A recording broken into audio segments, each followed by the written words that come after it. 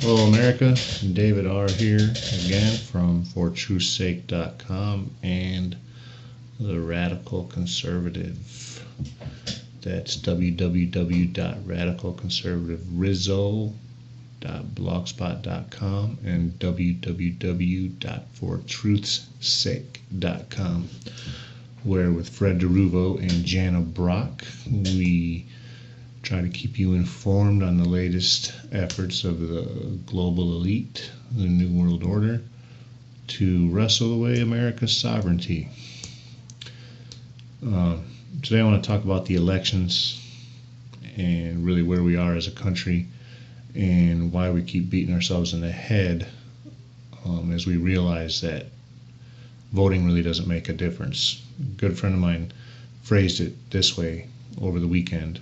He said, if voting really made any difference, they wouldn't let us do it.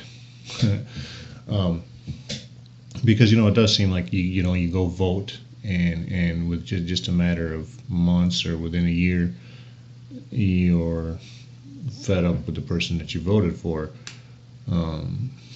Look at John Boehner. A lot of people had a lot of hopes that Boehner was going to stand up to Obamacare, but under his watch as Speaker of the House, you actually have Republicans now coming out and saying that they're not going to attempt to repeal Obamacare at all. Well, the reason for that is, folks, is because both parties are run by the same people, communists. Okay, that's what I've become convinced of.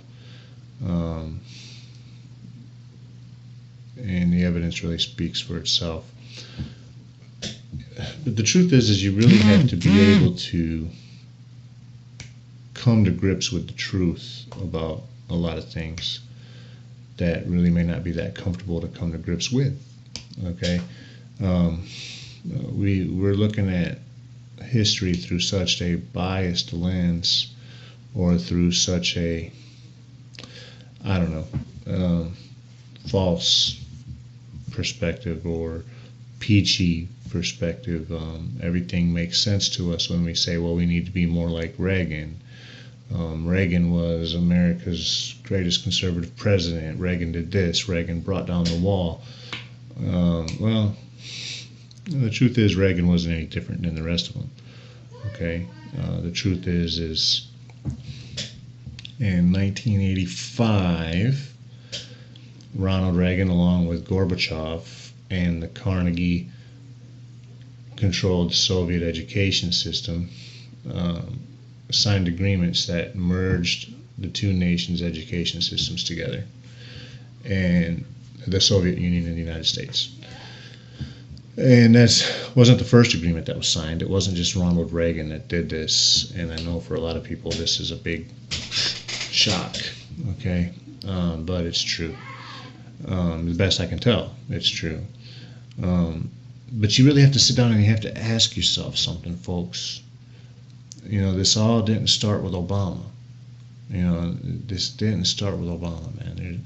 Obama is more like the culmination, more like the person put in place because they believed that Americans were ready to accept communism now. He was put in as a solution to all the problems that these people have created over the past few decades, believing that people were going to accept it. And this was all done through the use of Pavlovian and Skinnerian education methods, conditioning methods. But anyway, we'll get to that in a minute. So in 1985, Reagan and Gorbachev signed agreements that merged the two education systems together.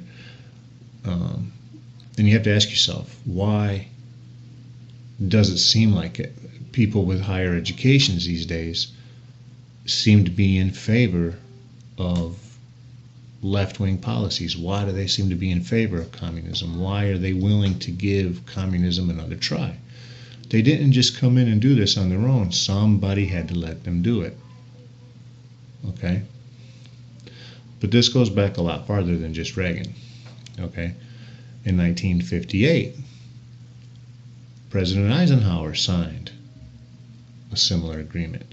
this was the first agreement that was signed between the United States and the Soviet Union, working towards the end of merging the two nations together. Okay? And that happened in 1958.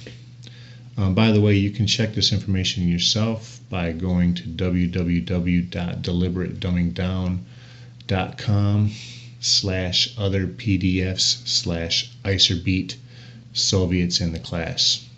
Sovietsin-class.pdf. Okay.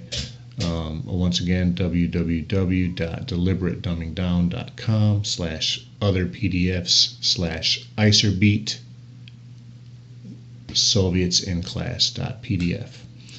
And this information is available there.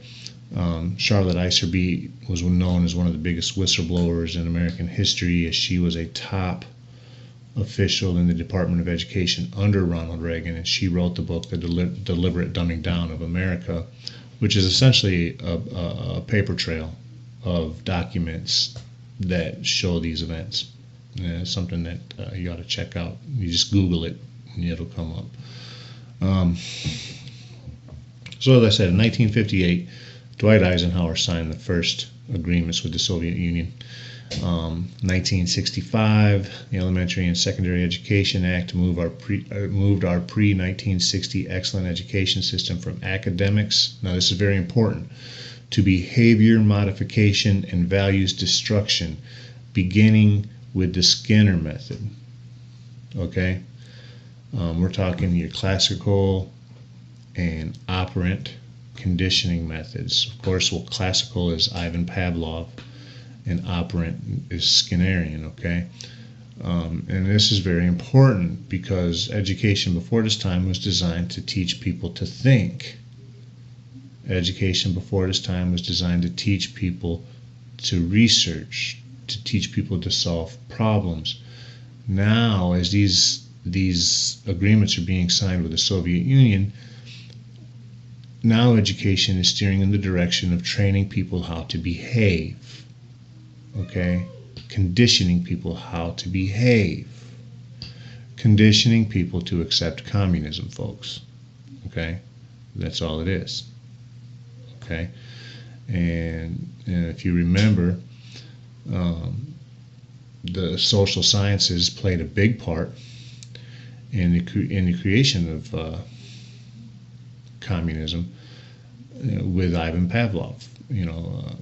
Lenin approached Ivan Pavlov and asked him to apply his classical conditioning methods on the Russian people to get them to accept communism, to get them to be willing, essentially to starve to death, I guess, for communism.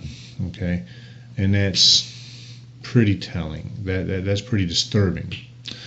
So in the 1960s, as a result of these agreements signed between Eisenhower and the Soviet Union, our education system moved from one based on academics and teaching people how to think and teaching people how to research, how to solve problems, to training them how to behave.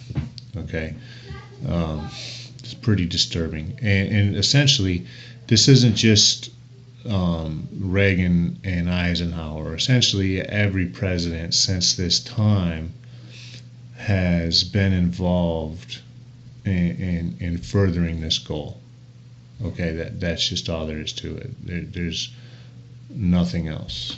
And if you think about it, it's the only thing that really makes sense. Because like I said, Obama didn't cause this. Okay? Obama didn't cause this. Obama was put in place as the one to set the deal in stone. He was the one to convince a nation that has been indoctrinated for a couple of generations to be the one to actually put this in place with the acceptance of the American people. Okay? That's been the plan all along. Remember my video the other day about critical thinking. For the past couple of decades, they've been comparing America's culture while discrediting it to communist cultures, while giving credit to communist culture. Okay, they've been using issues like healthcare. They've been, convincing people that communist governments take care of their people and that America is just nothing but a bunch of rich, greedy capitalists that don't care for the people. And with that, they've been able to convince people that communism is the right way. Never do they mention the fact that, if you don't agree with the communists, they'll label you as being mentally ill and throw you in a gulag. If you don't agree with the communists, you're seen as something that stands in the way of socialist utopia, and you'll be wiped out. Communist governments, socialist governments have killed roughly around 160 million people just in the 20th century alone. I think it's time we start critically thinking about that. Okay. So that's that. It's like I said, it's something that you have to at least look at. You have to take it into consideration. You can make up your own mind whether you believe it or not.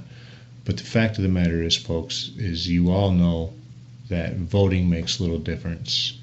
That they're not offering anybody up as real conservative Americans that really want to save this country. And the one candidate that they are offering up isn't even born in America. Okay? Ted Cruz is not an American-born citizen, folks. Okay? Plus his wife works for Goldman Sachs. Okay, so what does that tell you? She's a big-time executive at Goldman Sachs. Can you imagine the degree to which we'll be labeled as hypocrites for putting somebody like Ted Cruz up as a candidate for presidency when all we've done is accuse Barack Obama of not being a citizen? Yeah, and you know what else that says? If we put Ted Cruz up for president, being somebody who's not an American-born citizen, that is telling the global elites that we have come to the point where we accept that people that are not born in America can be our president. Is that really what you want, folks? We got to get more involved in this process. We need to start putting some more of a thought process in what we're doing here. Okay. Another website that you can look at to verify some of the stuff that I mentioned here is www.newhampshireteapartycoalition.org. Okay, nhtpartycoalition.org/T/2012/03/31. Reagan administration allowed Soviet takeover of education.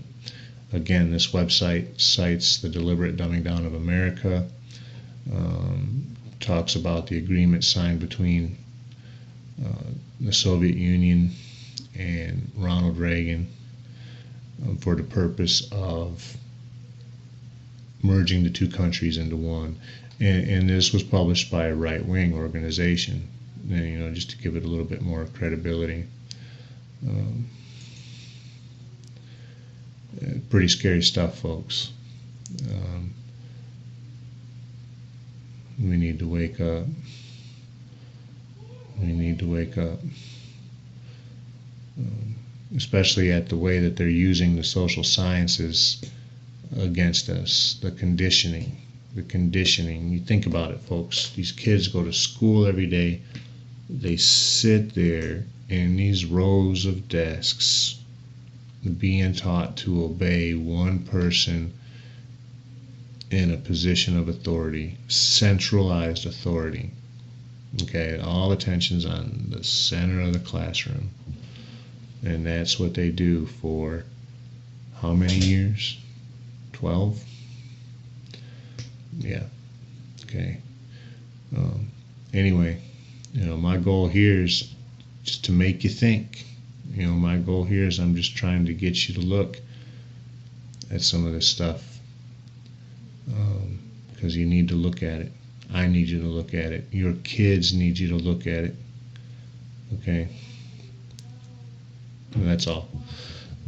Have a good night.